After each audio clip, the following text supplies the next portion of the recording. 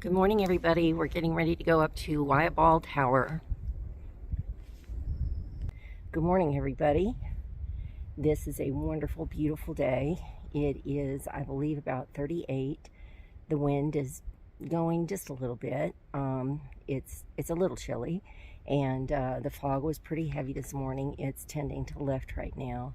So by the time I get to Wye Bald Tower, I hope that it has lifted. So there's a good view for me to be able to video from, and also just to enjoy myself. But if not, I love the fog and it's going to be absolutely fine.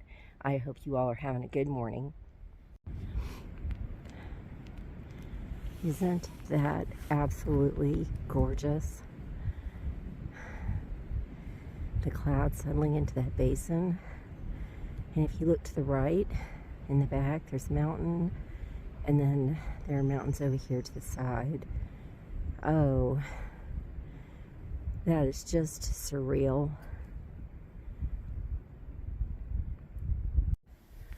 We've made it to Wilson Lake Trail. Lots of blowdowns and things that have been cut down. This portion of the trail in 2016 had a wildfire from a campsite that did not put out their fire properly, and it burned lots and lots of acreage. Sunsets was telling me about that, and he did not want to give me a number on the acres that were destroyed because he was afraid he would say the incorrect amount. Yesterday when I hiked Wayah Gap to Winding Stair Gap, that was a controlled burn, and that was 2 weeks ago. He said that they do that every year to keep the forest floor clean and, you know, where fire won't spread so quickly. And part of that is near a residential area as well.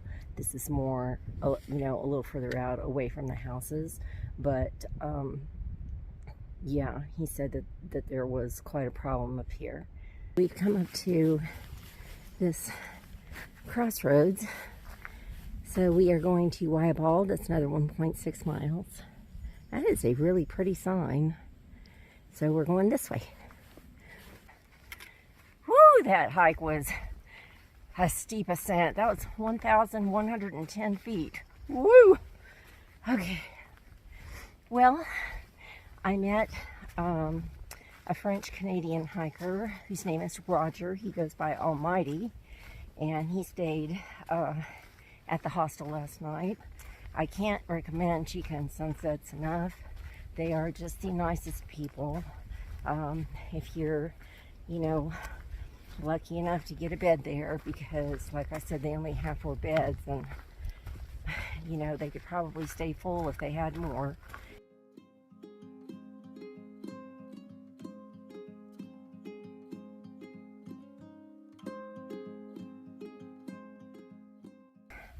Here's a sign for a water source, and that looks like a pretty good water source down there. It's flowing pretty well. That's nice. Oh, and there's camping over there. There are camping spots. That's nice. I always find it fascinating when my husband and I hike and we are nearing a bald, or we get to a bald, and how short the trees are. Not like when you're lower and in a you know, regular forest floor. These trees are very, very short. They don't have to compete for sun like the trees lower do, and they also have the wind that they deal with. I did want to take a minute to stop and talk to you all and say how much I appreciate your comments and your encouragement, your suggestions, and to also say I am really sorry. I just don't have the bandwidth to answer every comment that comes in. I am trying. By the time I get into town, resupply, do my laundry, you know, eat dinner, take a shower, wash my hair, and try and talk to my husband, talk to my daughter, my grandkids, and you know, get post office things taken care of. Edit videos and get them uploaded, which has been a challenge all on its own because of internet service. I feel bad. I feel bad, but I want you to know that I do not take what you write me for granted. I'm not ignoring you. And some of you write me the most beautiful emails and text messages outside of YouTube. And because they are longer, I don't feel like I can just shoot off a 2 or 3 sentence response other than saying I got your, communication. Thank you for writing me. I really appreciate it, because I need to give due thought to what you have written and respond accordingly because I care. So if you would please forgive me for that. It's not an indication of how I feel about you communicating with me. It's not.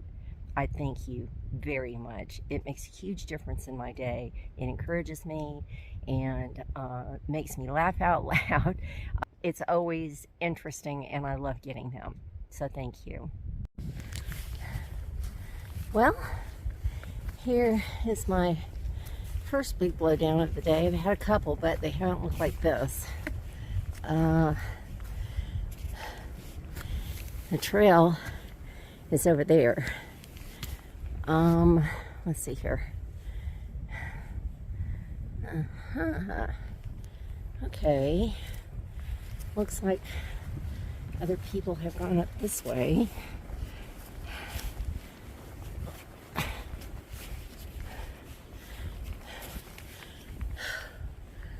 Okay. That is one big tree.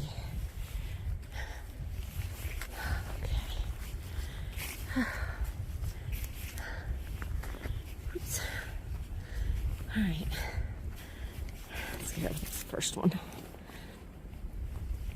All right. I gotta put the phone down. That wasn't too bad. I just came over here, had to go over those big ones right there, came around and came down. Woo, that's a lot. Okay, everybody. So that says Bartram Trail up there. There's the sign for the AT, and we are going to hike up to the Wayah Bald Fire Tower. Getting closer. And so here we go. That's Jason up there. Well, it's very wet in here. There's about an inch of standing water, and as you can tell, this is just, I'm thrilled to be here and to accomplish what I've accomplished so far, but this is really disappointing. This graffiti, it makes me ill.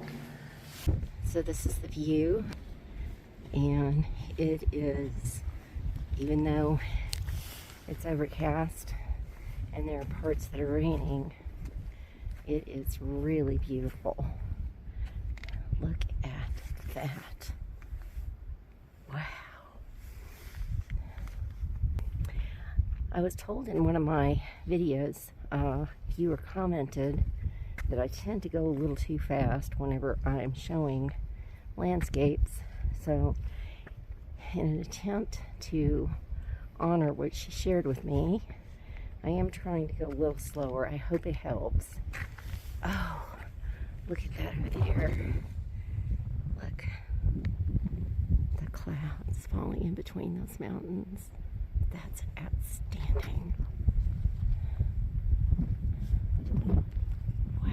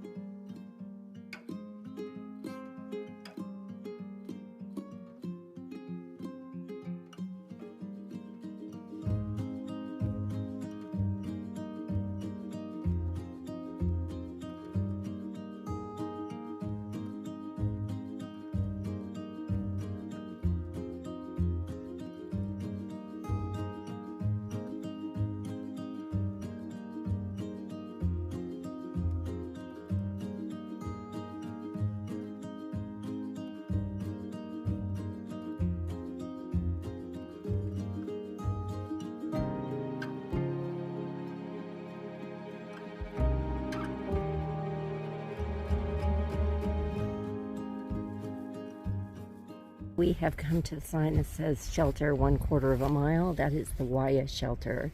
And there on the tree is the blaze for the AT. There's a sign over here. Let's see what this says.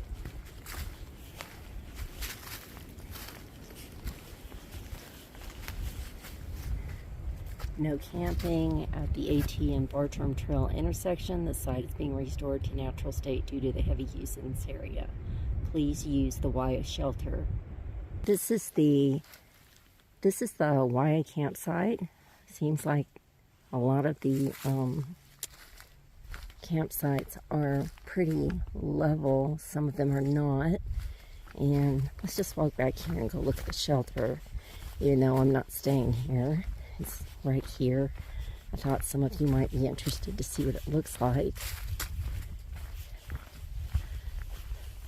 It's just beautiful. The way that it's set in here. There's another couple of tent sites right there.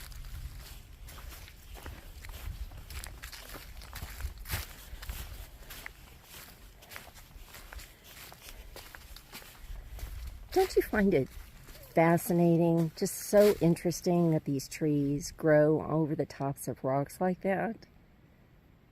That is just so interesting. Anyway,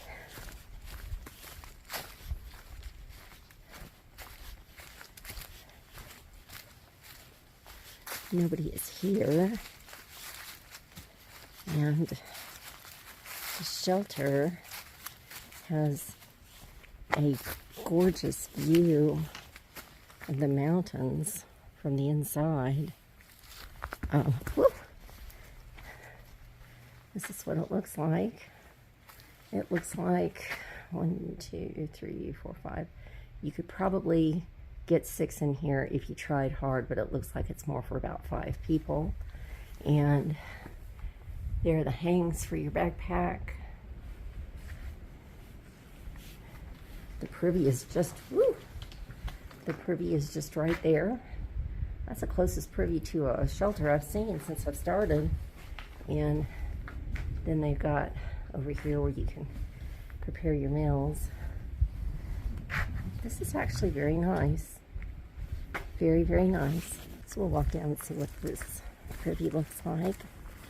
Some of them have been just really clean and tidy, and some of them have not been. Okay. Well, this is as neat and tidy as you're going to get. There is no privacy door. It's just open. Most of them are. So when you turn right off the trail to go to the shelter area, right at the same intersection, I'm going to back up here, exactly to the left is the blue blaze to go get water. And then to get back on trail, there is the white blaze. And that is the direction that we're going to get. Jason, a disabled Marine that I met who had served in Afghanistan at the Wayah Gap shelter. He's one of those men that were in the shelter with an Air Force and a Navy guy and a Sobo hiker, 2022 Sobo hiker, slug. And I heard this Nonnie behind me, and I turned around and he said, "I thought it was you. I recognized you by your gaiters." Hold on just a minute and I'll show you. Those are my gaiters. I figured everything that I had was black, so I wanted something colorful and cheerful. He recognized me by my gaiters and he walked with me for a little bit. We walked up to Wayah Bald Tower together. He is 40 years old and he is a very, very nice young man. He did share an interesting story with me, unprovoked by me. He said, "You know, this has been a pretty good hike, but I've met a couple of people on the trail that have," and I can't, he's got some pretty colorful language, so I'm not going to repeat exactly what he said, but he said, "I met these 2 people and they were giving everybody in the shelter a hard time, And I finally had decided that I had enough of that, and I threw them out. I said, "You threw them out? You threw them out of the shelter?" He said, "I sure did, because they were on mushrooms. They were hallucinating." And one of them's name was, and he told me the trail name. And I looked at him and I said, "Really? I know him." That was the young man from around the Bend Hostel. And so him and his little cohort got thrown out by a Marine. So I'm trying not to be amused or think that's funny, but I'm human, and you know, I do believe that what goes around comes around, or comes around goes around, whatever that saying is. And you know, you treat people badly, and at some point they're going to turn around and treat you badly. So while I did handle that situation in an assertive way, but with kindness, Jason was a little bit more aggressive. So I don't know if I'm going to run into these two again on the trail, but Jason told me, he said, "As long as I'm around, you don't need to worry about anybody bothering you. I'll be right here." I also wanted to talk to you all about an app that several of you have recommended for me to identify plants and different things that I'm running into. And I will look that up, but I kind of really love the fact that you're on this journey with me, and I like including you in, you know, what's going on. And so when you respond to me, because you have this knowledge base, this brain trust of information that you can share with me, I just feel like we're hiking together, and that I'm not trying to figure it all out by myself. And so the suggestions are great, and I do appreciate them. But there's something about you all interacting with me that makes me feel, I just get warm fuzzies from it. So I hope you don't mind if I continue to ask you what I'm looking at, and to learn that way. I love doing that. One of the other things I was thinking about is when you're hiking and you get up to Wayah Bald Tower, you know, the side of the tower is marked with a white blaze.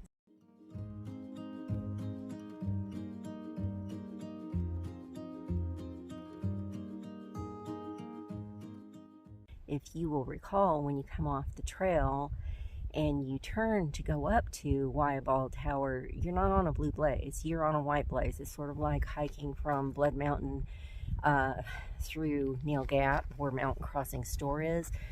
You actually kind of walk through their patio, or their hostel restroom area right underneath that, and continue on the trail. Well, this is the same way. So when you turn to go up to Wye Bald Tower and you see that white blaze on the right hand side of the building, you just simply walk around to the back of the building and the white blaze continues. You don't turn back around, because you'd be going the wrong way. This is Wayah Gap campsite. So we are going to be going this way because we are on the way to Cold Spring Shelter, which is another 3 3/4 mile, I think. Well, here's another blowdown. I can't get under it. I guess I'm going to have to take my pack off and scoot under it and then put my pack back on.